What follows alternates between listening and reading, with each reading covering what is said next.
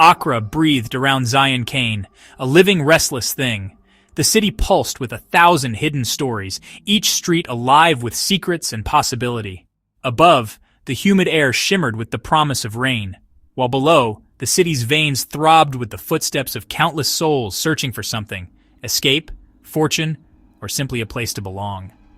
The air, thick with grilled tilapia and diesel, clung to his skin. Every breath was a reminder of where he was, caught between the comfort of the familiar and the tension of the unknown. The scents mingled, creating a haze that blurred the line between memory and reality. He moved through Osu's night market, a ghost in the chaos. Neon lights flickered on puddles, painting the world in shifting colors. The market was a maze of noise and movement, a place where anyone could disappear if they wished hard enough. Vendors shouted, bass thumped, generators hummed, perfect camouflage. The city's soundtrack was relentless, a wall of sound that swallowed secrets and muffled footsteps. Here, anonymity was easy to find, if you knew how to blend in. Zion kept his head down, scanning without seeming to. His eyes flicked from face to face, reading stories and glances, searching for danger in the ordinary. Years of practice had taught him how to move unseen, how to be present but invisible. Old habits, every shadow a threat, every face a mask. He trusted no one, not even the reflection in a shop window.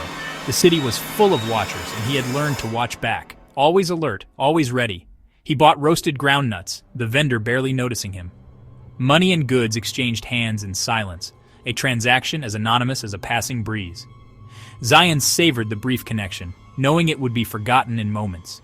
Here he was just another face, his past buried deep. The crowd offered protection, a living shield of strangers who neither cared nor questioned. In their midst, he could almost believe he was free. No records, no digital footprint, just the city's pulse. He had erased himself from every system, every database, leaving only whispers and rumors behind.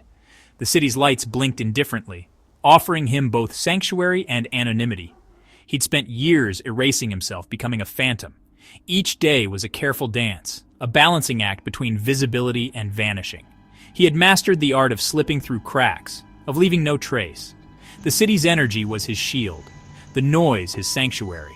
In the chaos, he found peace, a strange comfort in knowing that no one was truly watching, that he could lose himself in the current. But some ghosts refuse to stay buried. The past has a way of clawing back, of finding cracks in even the strongest armor. Tonight, the air felt heavier, charged with the sense that something was about to change. As he turned a corner, a shadow detached from another.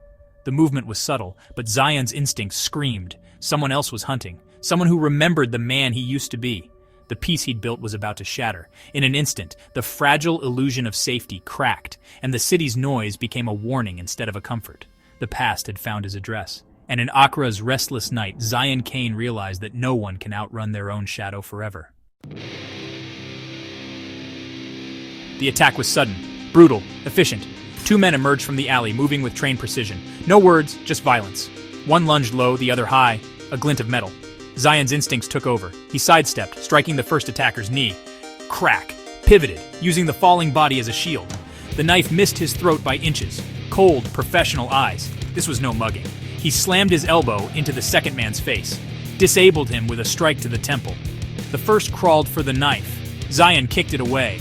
He stood over them, adrenaline surging. This was a message, a cleanup crew. The quiet was gone. The peace was broken. The hunt had begun.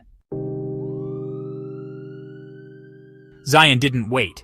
He vanished into the shadows, mind racing. This wasn't random. It was a targeted hit.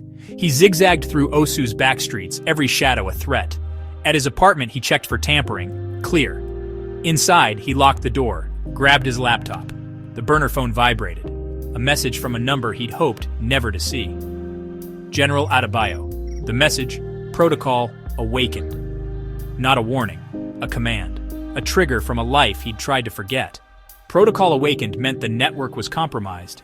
Every asset was now active, or being hunted. The ambush was just the first move. The game was back on. And Zion was in the middle of the board. There was no turning back. Protocol awakened. 2 words, a doomsday scenario. The directorate was compromised. Every agent a target.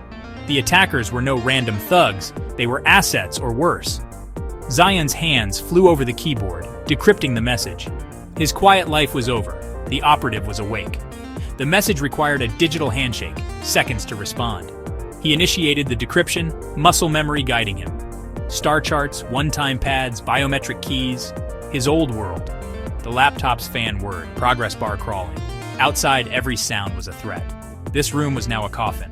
The protocol was a summons, a desperate call to arms. The decryption neared completion. He needed answers. He needed to know who was hunting them. And he needed to know now. The decryption finished. A single file appeared. A kill list. His real name, Zion Kane. Other names, old unit, most marked with red X's. Terminated. The message was a roll call of the dead. Coordinates followed. A moving container ship in the Gulf of Guinea. A desperate rendezvous, not a safe house. The Directorate was exterminating its own. Someone had flipped the network. He worked fast, grabbed a satellite phone, forged IDs, a firearm, wiped the laptop, erased every trace. He was a ghost again, but this time running toward the fight. The room was empty. He was gone. The man above the tailor shop no longer existed. Only the operative remained. The hunt was on. A high-pitched whine cut through the night, growing louder. Zion recognized it instantly. A drone, incoming projectile. No time for stares, no time for caution. He lunged, smashing his desk through the wall into the neighbor's flat. He dove through, landing hard amid plaster and dust. No pause. He crawled behind a heavy sofa. The whine became a shriek. Death imminent. He curled up, bracing for impact. The missile struck. Fire, sound, chaos. The building shook. Walls disintegrated. The explosion slammed into him, stealing his breath. The roar was absolute, senses overloaded. Darkness swallowed him. Survival was a matter of seconds. The world had ended, again. But Zion Kane was not finished. The blast wave tore through the building. Pure energy. Zion was battered, tossed. The world a vortex of flame and debris. Survival was luck and instinct. He forced his eyes open. Roof gone, fire everywhere. The building groaned, unstable, ready to collapse. He pushed debris off, staggered to his feet, alive. The fire spread, floor tilting dangerously. Sirens wailed below, authorities and hunters both coming. He couldn't go down, had to go up. Through smoke, he found the fire escape ladder. It led to the roof, his only way out. He climbed, muscles screaming, heat at his back. Escaping the inferno, he was exposed to the sky. The hunter above was waiting, but he was still moving. On the rooftop, Zion crouched low, hidden by ducks and tanks. The city's heartbeat pulsed beneath him, a distant thrum of chaos and fear. Every breath he took was shallow, measured, as if the night itself might betray him if he dared to exhale too loudly. The air was thick with smoke and the metallic tang of burning wires making his eyes water as he peered through the shadows. Below, chaos. People running, sirens blaring. The city was a living nightmare, streets choked with panic and confusion. Emergency lights painted the buildings in frantic reds and blues, while the acrid smoke of burning buildings curled upward, threatening to swallow the stars. Somewhere in the distance, a child screamed, the sound lost in the cacophony. He scanned the sky for the drone, couldn't see it but felt its gaze. The hum of its rotors was masked by the city's uproar, but Zion knew it was there, circling, searching. He imagined the cold, unblinking lens, the algorithms calculating his every possible move. He was prey, and the hunter was tireless. He moved from cover to cover, a shadow among shadows. Every step was a gamble, every pause a risk. The rooftop was a chessboard, and he was running out of moves. He pressed himself against a vent, heart pounding, listening for the telltale whir of the drone's approach. He had to disappear before they confirmed the kill. If he hesitated, the next flash of light might be the last thing he ever saw. The city below offered no sanctuary, only more eyes, more danger. At the roof's edge, a 15-foot drop to the next building. The gap yawned before him, a chasm between life and death. The wind tugged at his jacket, carrying the heat of the fires and the distant shouts of those still fleeing. Risky, but staying meant death. He steadied his breath, muscles coiled, mind racing through the consequences. There was no time for doubt, only action. He thought of the kill list, comrades erased, names that once meant laughter, plans, hope, now just memories, snuffed out by the same merciless machine that hunted him. Each loss was a weight he carried, heavier with every step. This was more than survival now. It was vengeance. The fire in his chest burned brighter than the flames below. He would not let their deaths be in vain. He owed it to the dead, to himself. Every scar, every bruise, every desperate breath was a promise. He would fight back no matter the cost. He leaped, a silhouette against the flames. For a heartbeat, he was weightless, suspended between past and future, between fear and resolve. Hit the next roof hard, pain shooting through his ankle. He bit back a cry, forcing himself upright. Pain was a reminder. He was still alive, still moving. No pause. He limped into the darkness. Every instinct screamed at him to keep going, to vanish before the drone could reacquire him. A ghost, born from fire and ash, he'd escaped the trap. But the city was a labyrinth, and every shadow could hide a new threat. He moved with purpose, blending into the night, determined to survive. But the hunt had just begun. The city was alive with danger, and Zion knew he was far from safe. Every rooftop, every alley, every flicker of movement could spell his end. The eyes in the sky were still watching. Somewhere above, the drone circled, relentless and patient. Zion melted into the darkness, knowing the game was far from over. Zion moved through Accra's night like a phantom, his presence barely more than a whisper in the humid air. The city pulsed with life, but for him, every step was a calculated risk, every corner a potential trap. He kept to the edges, slipping between pools of neon and shadow, his breath steady, his mind racing with possibilities. Down from rooftops into alleys, his limp steady but determined. Each movement was a memory of pain, a reminder of battles survived. The city's underbelly was a labyrinth, and he navigated it with the caution of a man who knew he was being hunted. Sirens masked his escape. He shed his outer shirt, blending in with the restless crowd. The fabric fell away, taking with it the last trace of his old identity. He became just another face in the night, a shadow among shadows. Every shadow a threat, every light a watcher.